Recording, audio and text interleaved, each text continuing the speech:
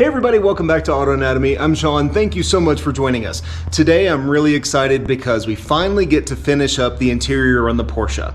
So one of the things that's really been bugging me ever since we redid the seats has been the door panels. So you can see they are the original ones, and when you compare them to the new tartan inserts, it just really highlights how faded and old they are. So today we're going to pull them out, recover them with a new material that matches what the seats are done in, and we're going to finish up the interior. This is probably going to be the last video on the Porsche project, and I just want to say thank you so much for all of the support on our channel and how much you've really responded to this project. If you're not already subscribed, take that time and hit that subscribe button and click on the bell to be notified when new videos come out. It's a super easy and free way to support our channel. Another way that you can support our channel is by picking up some cool Auto Anatomy merch like this. I'll put a link up above so you can go to our merch page. Thank you so much for watching. Let's go ahead and get started.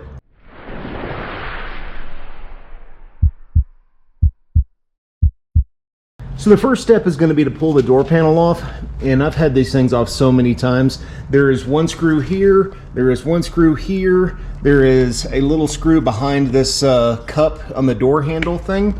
There's 3 screws here, and then I think one screw here, and one screw here. And then the whole door panel should just pop right out.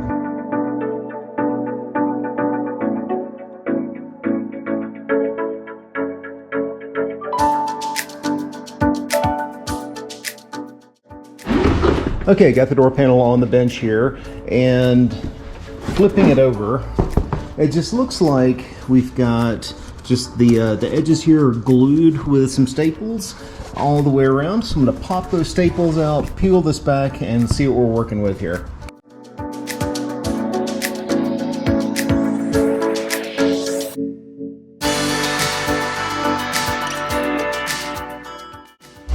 Okay, now that I've got all the staples out here, this should, in theory, just peel right away. I'm trying not to disturb the foam or felt underneath here because there is a little bit of cush to the door panel. So just going to take my time, peel all this back, and then we'll lay the new material on it, get it glued in.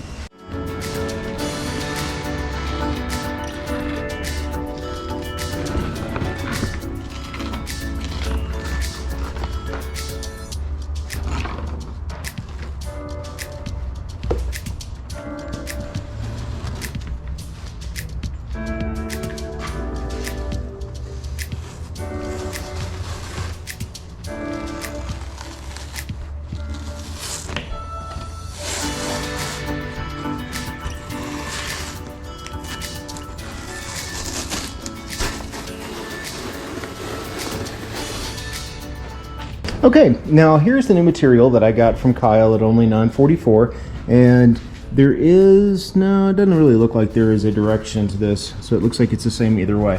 When you look at the old fabric, that top edge here was folded over and then glued up there. All right, so let's lay this out, get a rough idea of how big a piece we're gonna need to cut of this, fold that top edge over here, and yeah, get started.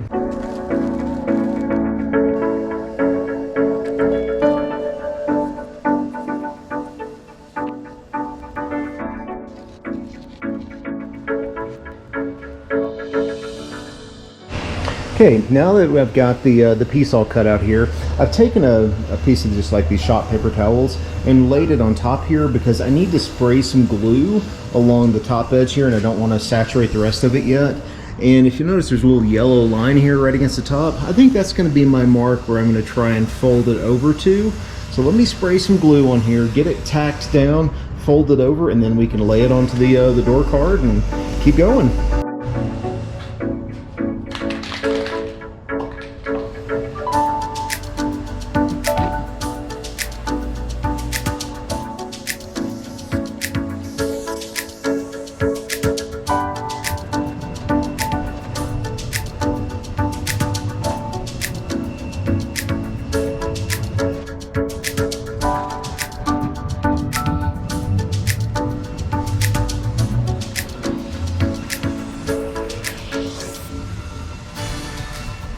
Now that I've got that top edge glued, we can go ahead and lay it onto the door card, get this glued onto it, and then really it'll just be flipping it over and gluing the seams down. So it's a pretty easy process overall.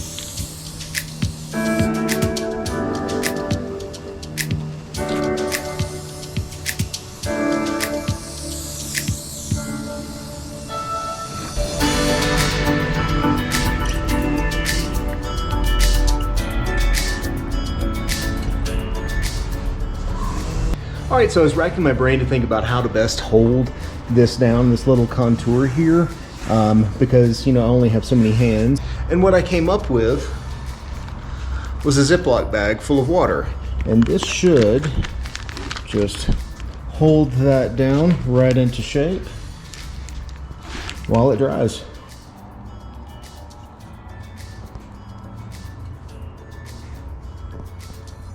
All right, so let's get the other door panel off and do the same thing for the other side. Door panel's installed, looks phenomenal, and now we've just got one more to do. So let me get the fabric off of this one, and we'll get it back in the car, and then there's really not a whole lot more that we need to do with the interior to call it done.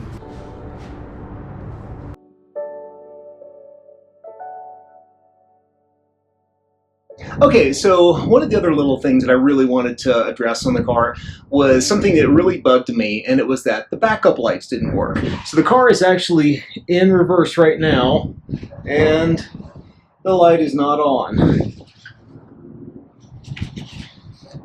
And most of the time it's something simple like, you know, the switch is bad or it's gummed up or something like that. So the first thing is, let's find the switch and jumper across it, make sure all the wiring is good, and see if that turns the lights on. If it does, then what we'll do is just pull the switch out, see if we can clean it, and then hopefully not have to pay anything other than just a little time. Now on the 924, let's see if you can see this here. The switch is right here. And I've already pulled the wires off of it. So it's just two little spade terminals right here.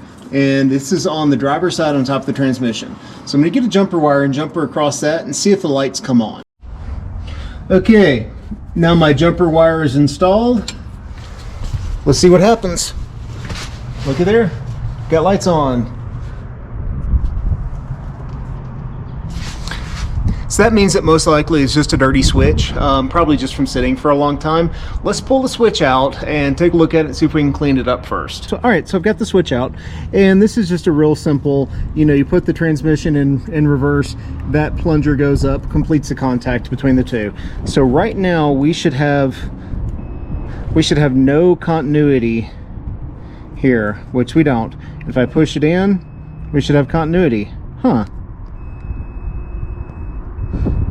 That's interesting.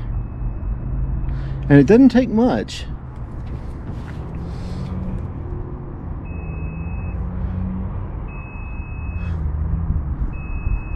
I wonder if there's just a dirty connection, because this switch works fine. Okay, so I just cleaned up the contacts, put it back together, and all of a sudden the lights work. So that was a simple one to fix. All right, let's move on to the wipers. All right, one of the last little things to wrap up on the car before I feel, you know, pretty good saying that it's done is the windshield wipers. They work, but man, they are very, very slow. And I'm sure that if it's raining, you know, then there's probably enough lubricant on the window to make them work okay, but I'm not okay with that. So let me just show you what they're doing. All right, we'll turn the key on, and here's the wipers. That's low, that's high. So what I suspect has happened is that just the wiper motor, the motor itself probably works okay, but the grease inside that transmission is just gummed up after 40 years. So let's pull the wiper motor out and see if we can clean that transmission up, repack it in grease, and hopefully that'll make a difference. Under the hood, on the driver's side, the wiper motor is just right there. So we got to pull this little plastic cover off. It looks like just one screw right there. And then, yeah, see what it takes to get the motor out.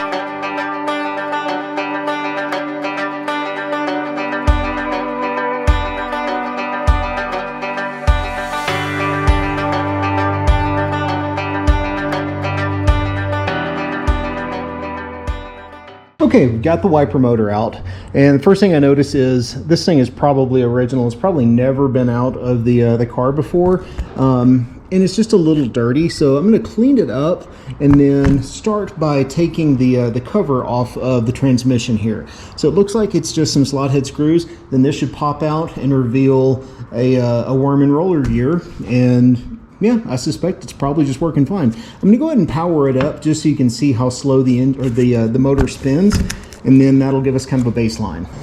Okay, what do we have here? So that's our, all right, so that's our ground, and that's going down to there, and then power.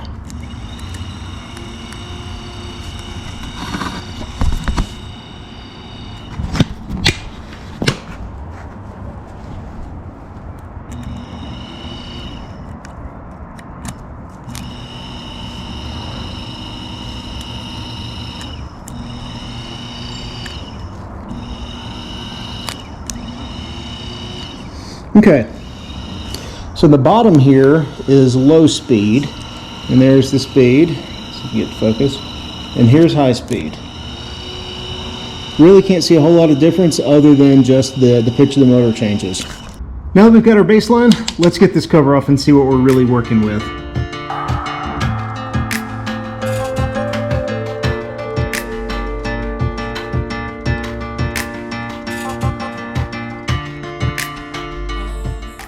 So it's not as bad as I was expecting. There's definitely some old grease. There's definitely some old grease down here, but it's not terrible. I still think it could use just like a good cleaning. And then I'll pop this gear off and we'll see how well the motor itself actually spins. All right, so now that the main gear is out, let's try the motor by itself just to make sure it works okay. Here's low speed. Sounds good. High speed, that sounds good too. It's a little sluggish, like taking off, which just makes me wonder if it's gummed up in there. Let me clean this out and then just lightly lubricate it and see if that makes any difference. So while we were this far into it, I decided to go ahead and pull the cover off the electric motor. And this is what we found. This is actually a pretty nice motor where the brushes are actually at the top of the motor, so that when you pull the housing off, this doesn't, you don't have to worry about, getting the brushes realigned to the commutator. First things I'm noticing, there's just a lot of rust on here, and then looking down in the magnet itself, there's a lot of rust and debris. So I think all I'm going to do is take some really light sandpaper or emery cloth or something, clean this up. I've got some electronics cleaner that I'm going to use. Just clean everything up, lightly polish the commutator, and then see if that makes any improvement.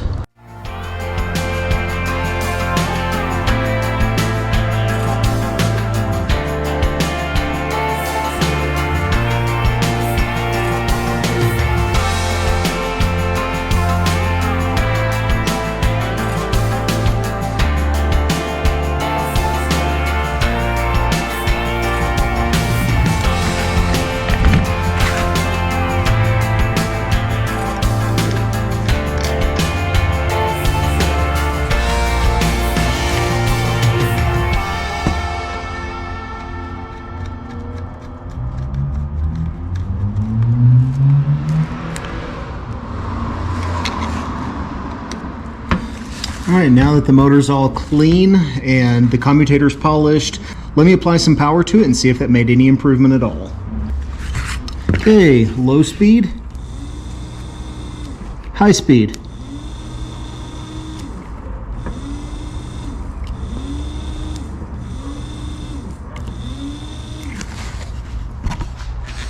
You know, honestly, I can't really tell any difference, so that may just be as fast as the motor spins. But regardless, let me just lightly grease the transmission, put it back together, and put it in the car, and I don't know, see if we made any improvement at all. All right, so we've got everything all buttoned up again. Got the wiper motor back in place. I still need to put the little cover over it. But the motor is cleaned, lubricated, and now is the moment of truth. Is it going to make any difference at all? Let's find out. Okay. Key on. That's low speed. That's high.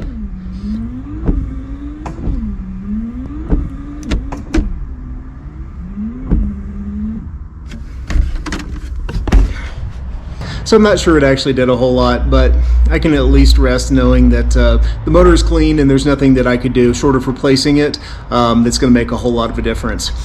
I have to say, this is kind of a bittersweet moment because I think we've come to the end of the Porsche 924 project. This has been such an amazing journey and I've loved every minute of it. And I just can't say thank you enough to each and every one of you for supporting our channel, for liking our videos, for subscribing, sharing with your friends, commenting on the things that you love and that you wish I'd done differently on the cars. But ultimately, I just want to say thank you. We've got a lot of exciting new projects coming up on the channel moving forward. As most of you know, we are going to be making a move from Colorado to Greenville probably sometime within the next month. So there's going to be a little bit of a change going on with the channel. I'm not going to be able to upload videos as frequently, and some of the things that we do may be a little different. But I promise you that we have got some exciting things coming up in the future. Listen, thank you all so much for your support. Listen, if you're not already subscribed, please consider hitting the subscribe button and clicking on the notification bell so that you know when every new video comes out. Thank you so much for watching. God bless. We'll see you later.